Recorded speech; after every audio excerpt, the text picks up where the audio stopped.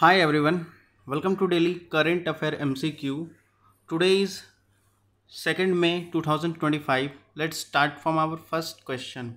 Okay, look, ये जो हमारा सेशन है ये आपका है जो और द हिंदू और इंडियन इंडियन एक्सप्रेस से जो इम्पॉर्टेंट क्वेश्चंस होते हैं उससे करंट अफेयर एमसीक्यू बनाया जाता है आपके लिए जो इम्पॉर्टेंट होते हैं आपके एग्जाम को लेकर के। ओके, तो now come to the first question.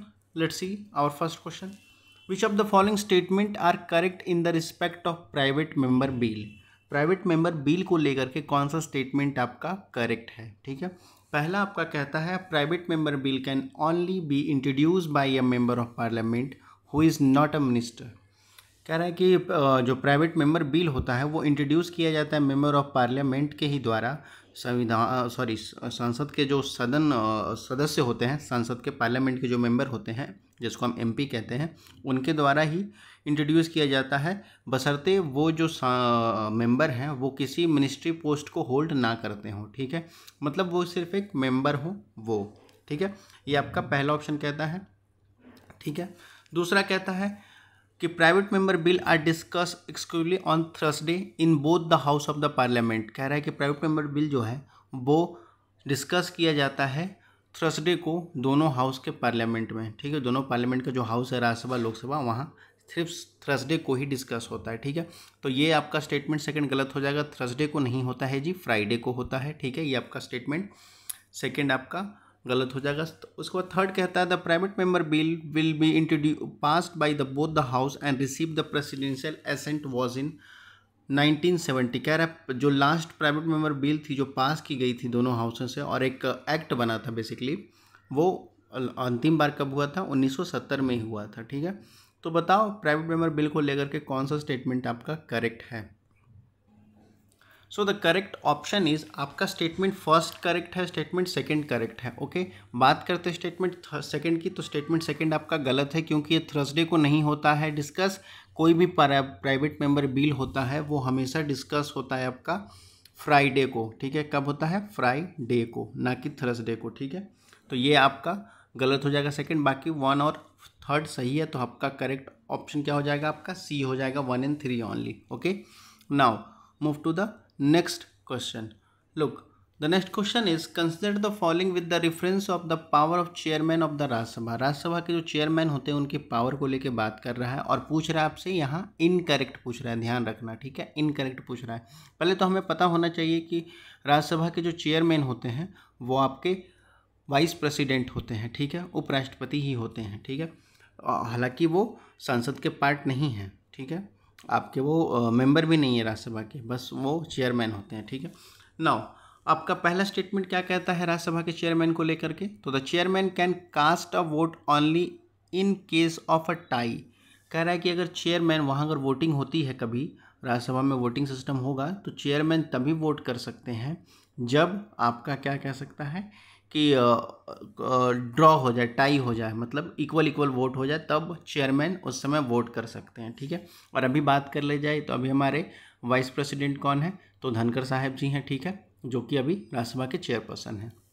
Now the second statement is chairman has the authority to break a tie in a division vote but can not vote in other cases.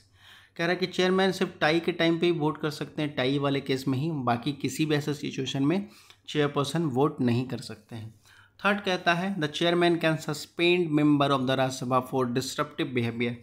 Chairman के पास ये अधिकार है कि वो member को suspend कर सकते हैं उसके डिस्ट्रप्टिव बिहेवियर को लेकर के।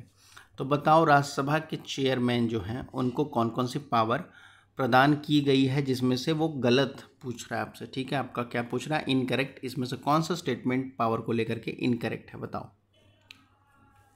So the correct option is आपका स्टेटमेंट फर्स्ट करेक्ट हो जाएगा, स्टेटमेंट थर्ड भी करेक्ट हो जाएगा। ओके, स्टेटमेंट सेकंड की बात कर ली जाए तो ये स्टेटमेंट आपका इनकरेक्ट है। ठीक है, तो हमें इनकरेक्ट पूछा जा रहा है, तो आपका स्टेटमेंट इनकरेक्ट है, तो उसके अकॉर्डिंग हमारा ऑप्शन क्या हो जाएगा?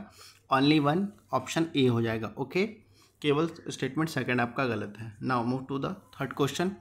Look, the third question is which of the first sign to which of the country was first sign the Asian free trade area, जिसको आफ्टा कहते हैं, आफ्टा एग्रीमेंट, इसमें से कह रहा है कौन सा ऐसा देश है जो पहला ऐसा देश बन चुका है जो पहली बार ASEAN free of trade area agreement, जिसको आफ्टा कहते हैं, एशियान आफ्टा, उसने साइन किया। ठीक है, फर्स्ट कहता है मलेशिया, सेकंड कहता है आपका थाईलैंड, थर्ड कहता है आपका सिंगापुर, डी कहता है आपका इंडोनेशिया। तो बताओ, तो इसका करेक्ट ऑप्शन क्या हो जाएगा, करेक्ट आंसर क्या हो जाएगा, वो हो जाएगा सी, सिंगापुर। सिंगापुर पहला ऐसा कंट्री बन चुका था जो ASEAN free trade area agreement को साइन करता है 1992 में। याद देखिएगा 1992 में यह साइन करता है सिंगापुर। ठीक है, अब देखो बात करता है क्या, देख लेते हैं एक बार डिटेल से। तो देखो सिंगापुर आपका फर्स्ट कंट्री है जो फुलफिल करता है implement the ASEAN free trade agreement, जो कि साइन की गई थी 1992 में। ठीक है,